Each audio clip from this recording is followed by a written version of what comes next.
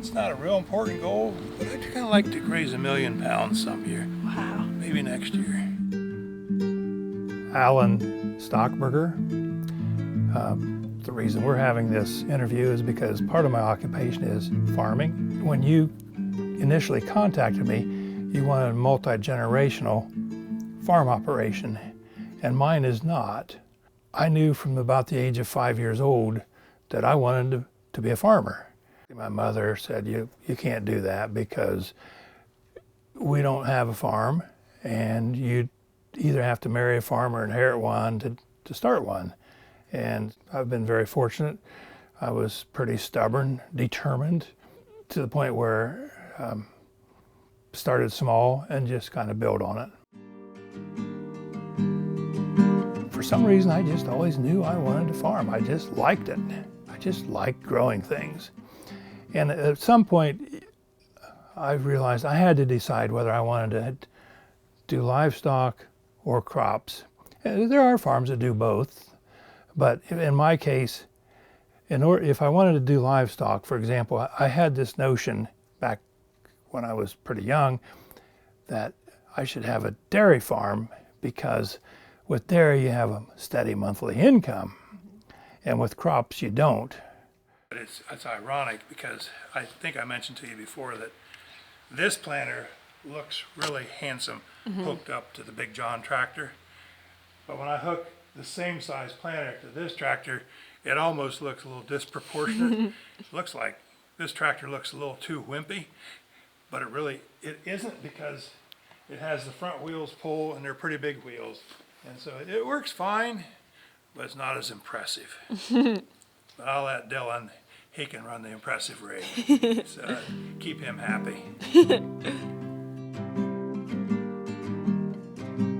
Well, with soybeans, with most legumes as far as I know, the bean splits in half, and then it has to push up.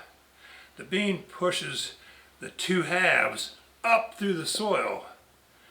But with a grass crop like corn, wheat, rye, they have a shoot that just comes up.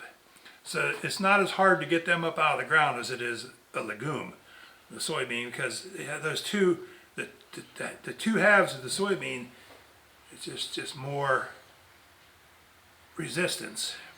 I have developed what I would consider a relatively intense crop rotation. I have, not far from the buildings here, a rather large field that was managed pretty intensely. It was in wheat a year ago this time. Then we harvested the wheat. Then I planted a soybean crop in it. And so I ended up harvesting 2 crops in 1 year off of that land. I enjoy managing my land, protecting the soil, and having it be productive.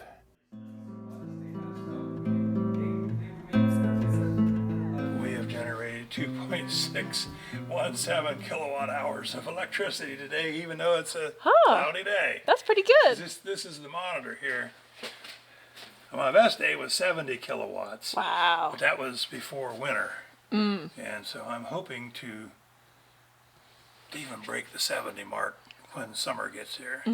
So it's just kind of fun for me to do. I don't know, just one of those things. Yeah.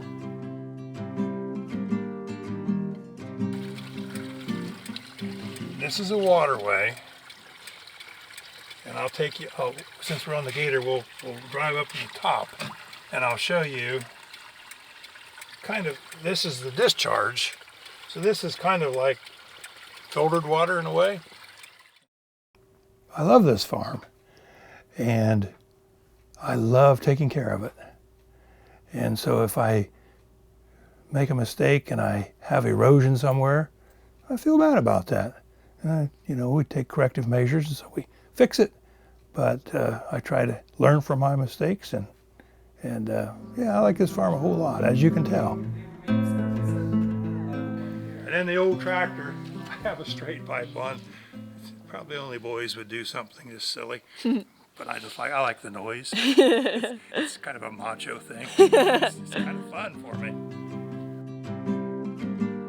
I figure it's about 150-year-old tree. Wow.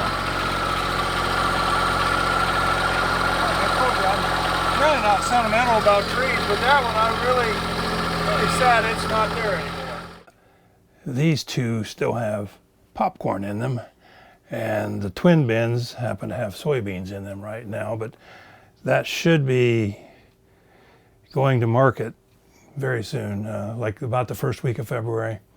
It's supposed to be taken to a crush plant. They crush the soybeans, goes through like an auger, only it's like super tight, and it just squeezes the beans down, squeezes the oil out of them, and then the leftover product is what's called bean meal or soybean meal, which is great feed. It's high protein. I guess that's supposed to be going to Norway for fish food. So seems like a long ride on a boat to me. I'm actually happy to be proud of a trusting group of people. Yeah, it just makes life more pleasant.